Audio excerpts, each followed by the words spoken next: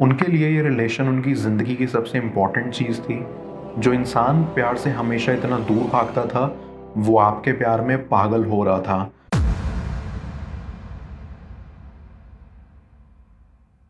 Viewer, आप अपने person को विजुलाइज़ करिए और मैं आपके और आपके पर्सन के लिए कार्ड स्प्रेड करता हूँ।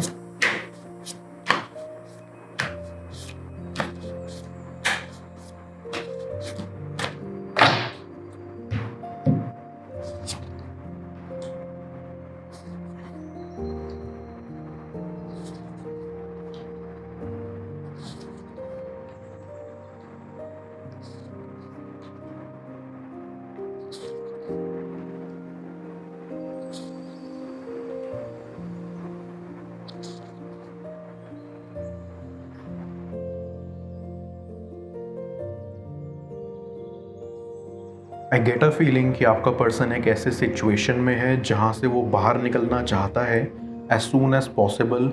आपका पर्सन इस चीज़ में ऐसे इन्वॉल्व हो चुका है कि वो चाहकर भी उस चीज़ से निकल नहीं पा रहे हैं। आपका पर्सन एक ऐसा इंसान है जो अपनी लाइफ में काफ़ी ज़्यादा डेडिकेटेड है। उन्हें अपनी ज़िंदगी में काफ़ी कुछ हासिल करना है और उन चीज़ों को करने के लिए वो काफ़ी ज़्यादा मेहनत करते हैं। ये मेहनत उनकी लाइफ में काफ़ी ज़्यादा फ्रूटफुल साबित हुई है और वैसे देखा जाए तो आपके पर्सन ने सच में अपनी लाइफ में काफ़ी कुछ अचीव किया है, पर वो लाइफ के एक एस्पेक्ट में काफ़ी पीछे हैं और वो है अपनी लव लाइफ। उसमें उन्होंने काफ़ी बड़ी गलती कर दी। वो कहते हैं ना कि आजकल के ज़माने में हमेशा अपनी आँख और कान खुली रखनी चाहिए। बस आपके पर्सन ने वही नहीं किया और आज उसका ये फल मिला है कि वो बिल्कुल अकेले हो चुके हैं। आपका पर्सन वैसे कभी नहीं चाहता था कि उनके साथ ये सब हो जाए और वो ऐसे एक सिचुएशन में अटक जाएं, पर अब जो हो गया उसको तो हम बदल नहीं सकते। पर आखिर क्या हुआ था आप दोनों के बीच में? आखिर क्या वजह थी कि आपका पर्सन आपसे अचानक इतनी दूर चला गया? ऐसी आपका पर्सन हमेशा से ही अपनी लाइफ में काफ़ी ज़्यादा डिसिप्लिन रहा है। उनके दिल में हमेशा से एक जज्बा था कि ज़िंदगी अच्छी बनानी है कैसे भी करके। आपका पर्सन अपनी पूरी कोशिश करता था कि सब ठीक हो जाए और उन्हें कभी कोई प्रॉब्लम फेस ना करनी पड़े। उनकी लाइफ में कभी कोई प्रॉब्लम्स आती भी नहीं थी क्योंकि वो खुद इमोशनली अनअवेलेबल रहते थे। उनका ईगो काफ़ी ज़्यादा बड़ा था और वो अपने काम में ही डूबे रहते थे। अपनी पर्सनल लाइफ को बेटर बनाना, उस पर वर्क करना, ये सब उनके दिमाग में कभी था ही नहीं। वो प्यार को अपनी लास्ट प्रायोरिटी मानते थे और हमेशा खुद को दूर रखते थे किसी भी तरह की फीलिंग से और किसी भी तरह की इमोशनल अटैचमेंट से। उनके ख्याल से वही बेटर था कि कोई उनके साथ ना जुड़ जाए, क्योंकि अगर कोई जुड़ गया और वो रिलेशनशिप बुरा रहा तो दो दिल टूट जाएंगे। इससे बेटर तो यही था कि आपका पर्सन इन सब से दूर रहे, ऐसा उन्हें लगता था। आपके पर्सन का यही एक मिसकंसेप्शन था। ज़िंदगी में फाइनेंशियल स्टेबिलिटी बहुत इम्पॉर्टेंट है, ये बात बिल्कुल सच है, पर ज़िंदगी में दोस्ती, प्यार, रिलेशनशिप, ये सब भी काफ़ी ज़्यादा इम्पॉर्टेंट हैं। बस इमोशनली हैप्पी रहने के लिए नहीं, बल्कि और भी चीज़ों के लिए। एक बात तो आप मानोगे ना कि ज़िंदगी में रिश्ते हमें बहुत कुछ सिखाते हैं, बस वही चीज़ आपका पर्सन समझ नहीं पाया। आई अंडरस्टैंड वन थिंग कि आप एक ऐसे इंसान थे जो अपने पर्सन की वॉल ब्रेक कर सके। आपने वो किया भी। उनके दिल में आपने खुद के लिए एक ऐसी स्ट्रॉन्ग जगह बनाई कि आपका पर्सन भी बेबस होता गया। वो आपसे काफ़ी ज़्यादा प्यार कर बैठे। आपने उनके लिए जो किया है वैसे पहले कभी किसी ने नहीं किया था, इसलिए आपके पर्सन को लगता था कि शायद ये कोई सपना है और ये टूट जाएगा। उनके अंदर बहुत सारी इनसिक्योरिटीज़ थी और उनके अंदर जो ईगो था वो उसी चीज़ का रिजल्ट था। अक्सर जब एक इंसान अपने बारे में ज़्यादा बातें नहीं कर पाता ना, तब वो इन सब चीज़ों का सहारा ले लेता है। इसलिए आपके पर्सन ने खुद को सबसे दूर कर दिया था, क्योंकि बस वही उनके अकॉर्डिंग बेस्ट डिसीजन था। आपके पर्सन कभी भी एक्चुअली में हैप्पी नहीं थे, क्योंकि वो तो अपने इमोशनल साइड से दूर भाग रहे थे। उनके अंदर हर रोज़ एक तूफान चलता था और उस चीज़ को वो पूरा अपने अंदर दबा के रखते थे। इस चीज़ ने उनको और भी ज़्यादा रूड बना लिया था और उनको बस लगता था कि सब सेल्फिश हैं। ये बात उनकी गलत नहीं है, क्योंकि आजकल की दुनिया में सच में सेल्फिश लोग ही ज़्यादा मिलते हैं, पर हर कोई ऐसा नहीं होता और यही बात वो आपसे मिलके समझे। आप इतने अच्छे थे और कम समय में उनसे इतना क्लोज हो गए कि आपके पर्सन को भी यकीन नहीं आ रहा था कि ये सच है। आपके अंदर बहुत सारी वैल्यूज़ हैं और आपको आपका पर्सन बहुत ज़्यादा रिस्पेक्ट करता है। उनको हमेशा यही लगता है कि आप उनकी लाइफ में एक ब्लेसिंग थे और आपसे ज़्यादा कीमती इंसान शायद उनकी लाइफ में और कभी नहीं आएगा। आप अपने सपनों को फॉलो करते थे और सब चीज़ों के लिए काफ़ी ज़्यादा हार्ड वर्क करते थे, पर कभी भी आपने खुद के इमोशंस को अनदेखा नहीं किया। आपके लिए एक इंसान के इमोशंस, उनकी वैल्यूज़ काफ़ी ज़्यादा मैटर करती हैं और बिल्कुल ऐसा ही होना चाहिए।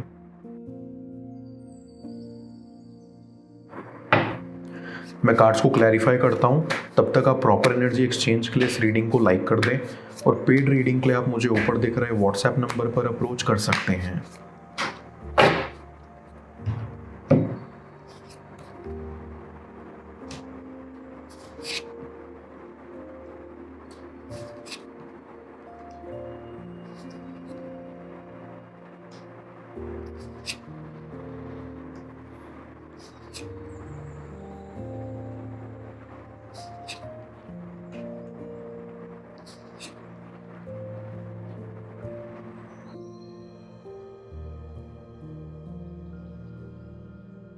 ऐसे ही आपका पर्सन जानता था कि आप एक ऐसे इंसान हैं जो अपने चारों ओर हर एक इंसान की हेल्प करता है और आपके हर एक क्वालिटी से आपके पर्सन आपके प्रति और आकर्षित हो रहे थे।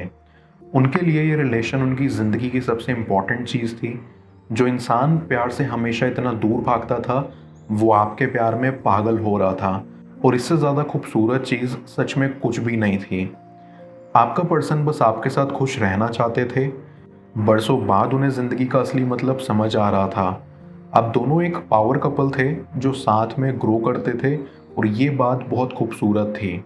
आप दोनों में हमेशा सब कुछ इतना ही परफेक्ट रहता अगर आप दोनों के बीच में वो इंसान ना आता जिसकी वजह से आप दोनों अलग हो चुके हो। आपको लग रहा होगा कि मैं किसकी बात कर रहा हूँ, क्योंकि इन सब चीज़ों के बारे में आपको कोई आइडिया नहीं था। पर यही सच है कि आप दोनों के बीच में आया था वो थर्ड पर्सन जिन्होंने आप दोनों के इस परफेक्ट रिलेशनशिप में प्रॉब्लम्स क्रिएट करी थी। उन्हीं की वजह से आप दोनों एक साथ नहीं हो। I get a very strong vibe कि ये थर्ड पर्सन कोई ऐसा इंसान है जो आपके पर्सन से काफ़ी ज़्यादा क्लोज था। वो अच्छे से जानता था कि आपके पर्सन की वीकनेस क्या है और कहाँ अटैक करने से फ़ायदा होगा, तो बस उन्होंने वही किया। आपके पर्सन के वीक स्पॉट्स पर उन्होंने ऐसे हमला किया कि आपके पर्सन ने खुद को काफ़ी ज़्यादा हेल्पलेस पाया। वो यही बात समझ नहीं पा रहे थे कि कौन सच बोल रहा है और कौन झूठ। जब तक आपके पर्सन पूरी बात को समझते तब तक काफ़ी ज़्यादा देर हो चुकी थी। आपका पर्सन आप पर काफ़ी ज़्यादा भरोसा करता था, इसलिए थर्ड पर्सन को काफ़ी ज़्यादा परेशानी हुई आपके पर्सन के दिल में शक पैदा करने के लिए, पर वो सक्सेसफुल हो गए। ये थर्ड पर्सन बहुत स्मार्ट था। उन्होंने कभी आपके पर्सन को ये नहीं समझने दिया कि वो उन्हें मैनिपुलेट कर रहे हैं। बस वो आपके पर्सन के सामने ऐसी चीज़ें लाते रहते कि आपके पर्सन को ये लगता जाए कि आप कुछ ना कुछ गलत कर रहे हो उनके साथ। आपके पर्सन का ईगो ही उनका सबसे बड़ा काल बना। उनके उसी ईगो पे हर्ट करने से इतनी बड़ी प्रॉब्लम बनी। उस थर्ड पर्सन ने आपके पर्सन को ऐसा फील करवाया कि वो आपको डिज़र्व नहीं करते और आप उनसे काफ़ी ज़्यादा बेटर हो, और सबसे बड़ी बात कि आप उन पर दया कर रहे हो कि आप उनके साथ हो। इन सब चीज़ों ने आपके पर्सन के ईगो को काफ़ी ज़्यादा ठेस पहुंचाई और वो आपको गलत समझने लगे। आप दोनों के बीच में मिसअंडरस्टैंडिंग्स बढ़ती गई और आप दोनों में डिस्टेंस भी बढ़ गया। आपका पर्सन तब लॉजिकली पूरी बात को समझ नहीं पाए थे, पर जब अब वो इन चीज़ों को समझ रहे हैं तो उन्हें बहुत रिग्रेट हो रहा है।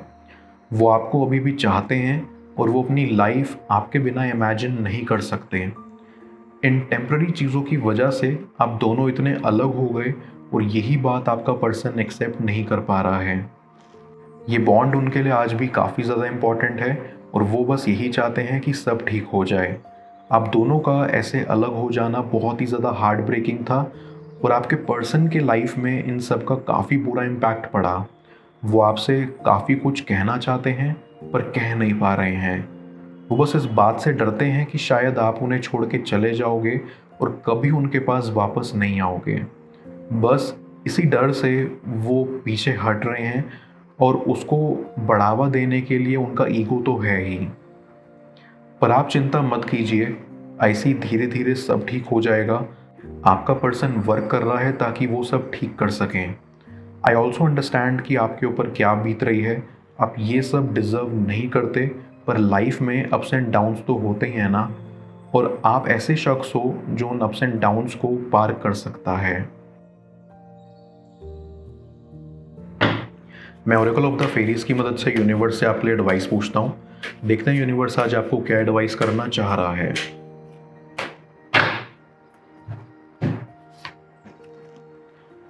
Star gazing. यूनिवर्स आपको एडवाइस देना चाहता है कि आप अपने साथ ऑनेस्ट रहो and don't be vulnerable, because आपका पर्सन ऑलरेडी बहुत वल्नरेबल स्टेट में है।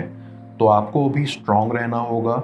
आपको इस समय खुद के साथ ऑनेस्ट रहना है एंड अपनी लाइफ पर ही फोकस करना है। आप काफ़ी मैच्योर हो एंड ये आपका पर्सन भी अच्छे से जानता और समझता है। आपको वो भी हैप्पी देखना चाहते हैं, so be happy and be who you are, क्योंकि वही चीज़ आपका पर्सन आप में एडमायर करता है कि आप एकदम ऑथेंटिक एंड रियल इंसान हो। Just give it some more time. आपका पर्सन हील कर रहा है। All will be very well soon, don't worry.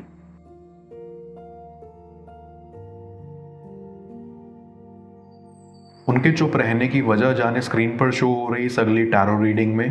Paid personal reading के लिए आप मुझे व्हाट्सएप पर अप्रोच कर सकते हैं। मैं मिलता हूँ आपसे दोबारा अगली टैरो रीडिंग में। Till then, bless you.